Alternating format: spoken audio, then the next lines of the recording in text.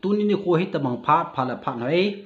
ei musa kin wa hingjing pakai pathin hat chunung thangwana ka hin pikin he ke madia sokip mongkor khopi hechal ministry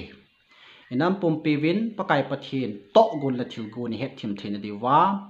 hechi kadam lai ni channel hi mongcha a hin langsap jing chu ka hi e tunin jong chomcha video neo ka hin bol nom kinin nunglu ta ni nengai pi diwin pakai pathin minen ka hin tim ki din he ade sana tuna ka hin bol nom he thil dangai po in kuki zo cha te pakai pathin a will now gmf dai muna thil su chung chang thu hi adam sil atai tom mi tam pi omen so pi ul now helai mun dem sia tai tom ho in a he thim theina diwa neu khat ka hin ta lang num ki na hi in china chung chuna tu ni hin social media la dung ivet ki na hi le nam lam kai ki oi mo na a ha len le ki ta in hi chung chang thu a jong neu cha holim na kai nei num ki na he nam mi pi te ho yum namun siwa nam le gam la nam ngei lu na zalin pan ila su ke na we pon tho ta en pen ila jeng we ka ki pa e nam pi volunteer so nam sa pe ho ka zana sang ta ka pi in nam lam kai cso lam kai ho nam pi isu chung sang thua ki chorti nei lawa sun la zana pan la jing ho zo se zana sang ta ka hin pi e Charles Leaders Organization ho la cha ho ho sa upa ho so let mi lam ho ka zana sang ta ka hin pi e so let nam pi mina ahin ko phala mulim so ho zo se zana ka hin pi e sule gmf dai mona pakai pathinin ei thupi bangowa tunichan geya pon to ta lung hladai lowa panna jinga taw jing ho min sit changza thu jong leu chun pakai pathin thupi hi kagam kanam dam na ding hi na ti a panala jing ji injong na chungwa ki pa thu kan sein china chung chuna pon tho ta panla jom ding injong ka hin tim ki ne hi mi tam pi in pakai pathinin ku ki zo cha te a will now gmf dai muna thil su hi dem sit na tai tom na ei nei jing ove adem sia atai tom ho hin na he them lo ji o hi ama sa pena ka tip na nom pi pen chu sei hin dem hin bol hi in thagau thing tai tom na hin na chungi ding hi ti chu ka sei do nom pi pen hi nakisi na hong sang ding hi chule hilai mu na ku ipithil su uma ata san ho in pon tho ta pan kila a hobang shaki kibul phu ham tin he thim lo we ata san ki hon wang ka he thim so ke win hi ku ki zo cha te ta sal haga wa dam na ding wan pathin hingjing pakai pathinin alhaga wa angai lu na a hung biluwa e hung sei pi wa e hung phun pi jing keche ta ki mu hi ezi chun hi chlai mo na khu ipithil su ham ti neu khat ta lang na samurai ka hin bol no mi na hi pakai pathinin gal hi aman a umsa chule hi chi gal hi angai lut ei ho nam mi te a ko na a hi a ipichi a hi chi gal hi ei ko ichi gala hi ei ko ham chule gal hi a beiding jong ama khona a hi tan ei sepi jingu ve chule ei hon angai lut cha te ei hon ta sa le hagao ipiti pan ila uwa ikisim tu muwa ipi chu i bol diu ham ikisim phat ding danu social spiritual and social reformation thu ei sepi jingu ve chule hichi ta sa gal hi pakai pathin ei sat pi jingowa gal zona jong ei pi saw a hi dan a phong jinge gal zona wang ei pi jingove lungtu wang imor su nai pu ve aji chu pathin atu tang na lai a hi ipizia atu tang na lai ham ti ki chen ta nei phun pi jingove a message khu lagau chin thu pon ahung nia a message ko hoi ta abula panin ata san lo hon nabat wa nangei wa nabui pi lo ji wa chu hui lai ham khat to khun na su be le ji wa chon he thim thei lo zo he nam mi te ho ne thim thei lo zo he ji chun hình ding pakai pathin tu chung ga hi ei ko naw hi ti he su keo ch ku ki zo cha te ni ch gal hin nang ho ka ko na hi ve gal hi poits nang ho nam mi te ka sim tu na ka su tu na hi ve ti cho ki chin chap jing hi chlai mo na ei phun pi jing wei ei phun pi jing wei pakai pathin ta sagal jong ei sat pi jing ngo chu ki chin ta gal hu ma ki pan hin be tao igal mi teo mei thei cha te ei ho sanga tam zo ching zo thim zo ho zo nei zo state government vai pute hikit na lai central government a support kit na lai hi chi to ki do wa tu ni chan ya ki ding zo hi koi ha e pon pi o hingjing pakai pathin hi lo o GMFDI mona ki phong pa chun a sei jing chula igal mi tevin ane angau akisun pi wa hi mathalo kisun pi wa iza na physical wala zo te te ring hichna mi te hi su ki cha na atam thei pi na tha te te ring agam agu akhu aveng ha tha te te ring ti lung tup ane nei wa strategy za chom chom an sim wa anabol wang wen ama chal zo po win hi koi ham ei din pi wa hingjing pakai pathin hi lo ham narrative wala jong zo te te ring ati wa social media national international news a jong propaganda za chom pan sa a ai ho mo na te te ding wa noi min ku ki nam mi te he amo he tia he na te te ding ba sei thei chen a sei jing ai wanga hi cha jong he iza na panala wang wa tu ri chan ge ya thuta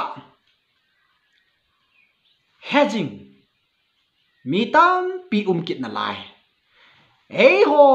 de nei ni zan in sei jong le ei din pi diu pakai pathin ei gun pi jing win intellectual professional ai lo wa le media ho hi ta ta pakai pathin asiam jing kit na lai na he central government ki het mo sa ta kit na lai ei ho po na chung sang thu jong ei ho lung tup jong lung de yong ipia hi hen over na sata a state government a ki thu pi kit na lai he gal hi na honam mi te ka ko na hin ka sim tu ka su tu na hi ve ti pa in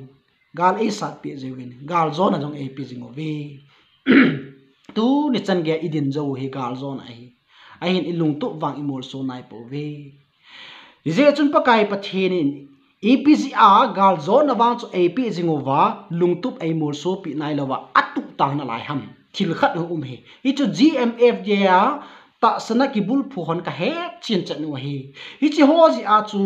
ka hang sap jing hi bo win hi tun pathin lagaw thing tu phun neu khat sim tha na hin nei nge na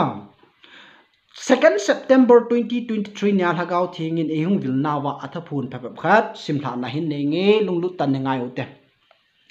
ke man na galu jong ka henai na thum ho jong ka henai na thil thum ho jong ka hena in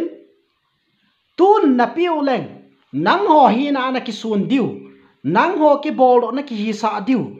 hi chi ji chun kami te kana pui laya ko na amo hi na ki sun ho ke man mi ka han do ji a hi ke ma ai sung ho bo ka han ji a hi oi tan ngai uti tu nya o na za ta ka wa nang ho chi na na da lo wa na ki sun lai si wa na ki sun lai si win i ma cha pon ti na chan diu poi nang ho hi na abai hil ting le na pathinu ke ma ka ko na o na hin za wa ka thu pi banga na hin chon te ngole ke man ka kitip na kabul hin sa ding a hi pakai kitip na chu pi ha na namu ta sa la ga ba ka sim phana ka tun do ding a hi ti hi ke man ka kal sat dinga jong mi ka hang do ji hi ke ma ai sung ho bo ka han do ji hi ama hi na ki sung ho ka hang ji poi aji chu ke ma ai sung hon ke ya ko na gal zo na amu e ti a het thaina diwa ke man ka than do ji hi tuni na nam pi wa nei sunu anga ye lung khana na dinu anga ye hi china bor thei taka uwa I ma cha do punte ta sa la ga wa lung khana I mu anga ye o na za anga ye ka ko na banga na te ngole hi chi thil ho hi ta punte naga lu jong ka su thima naga mu jong pa banga ka lun sa na tu na chaw jong phat theina ka bu a nagal mi teu na khut noi wa su a ka koi ding hi hi chi chu ka kitip na hi lo ham pakai pathin na sata a hi chi nam mi te hi to gon thil gon khat nei ta akitip na jong umai tai ti chu GMF dia ta sana na so pi na un naw nam lam kai ho tha cha ki bul phu ho hin ka he chi no hi ya chu tu chu ki galu hi mo beilo ding hi pakai pathinin gal ka zo pi tawe gal ka sa pi win ka zo pi tawe ati hi ai wanga ilung tu me mol so daring pa chu ki sei hi to ai hi chi daring a chu ipi I bolo ngai ham tia le GMF de mo na lagaw thing thu po chu e sei pi jingu cho hitia panala dingu hitia na dingu chule tu nia nango nam mi te ka ngai lu na o a ka hung vil naw hi nanam pom pe win na ta san anga ye ti so hi chin di ya chu hang san ta thu chu ke hang sap jinga pan kila jinga he bang si ki su ai bo win he ipi asiat na mi pakai ama ta ni hung vilova yung sei pi tau chu hoilam ivet nu ham kanam mi te ho kichin ta tuni GMF daimuna thil so hi hingjing pakai pathin ku ki zo cha te angai lun na o a evil now hi pakai hingjing pathin ama ta mo ngai hi ti kichin tai kimuchi na hi tai adem sia atai tom ho bol hi pe ovin thagau thing na to tai tom na hi diu na chungu gi ding hi na chungu gi ding hi chule pakai pathin ata sana ka oza ata sana ka tu pi banga chon ho mi ham pha na hi ve ta pat theina jangza ka chan diu jong ai se piu ata san thei nai lo ho wang ta thil khat ase jing hi ani ki mel chi uve ain la thupun hi jing hi in tu nai cha donga thu phun jong chon asei na chuni pi sei jingam tia le na nam pom pe ven tu na ka vil na o hi na hin he thiam tho di oi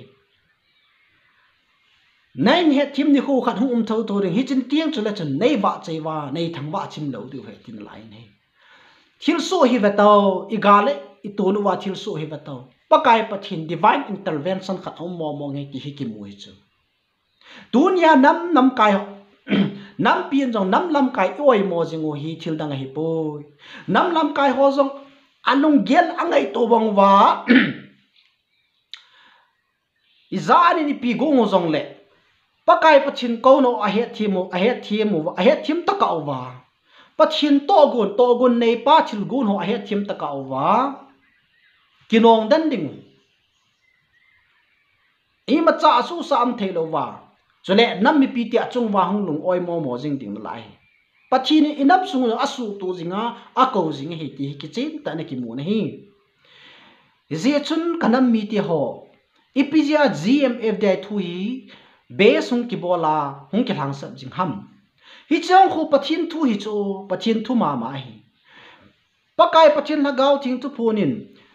spiritually a reformation ti chu ta lagawa ikisim phat diu ipan la diu dan ai se pi khu bible pan samama bible ki musu ke hi ahin tu current geopolitics chung sang thu a ta salama ai ho pi now hi tu igal sungu inam sungu ta sa ki tun do ding pa hi achom be a bible chu ki mulo he chu ai wanga chu ai ho makhuding iti panela wale ilon hen diu ham gali ipji am ham ipi chu I bol wale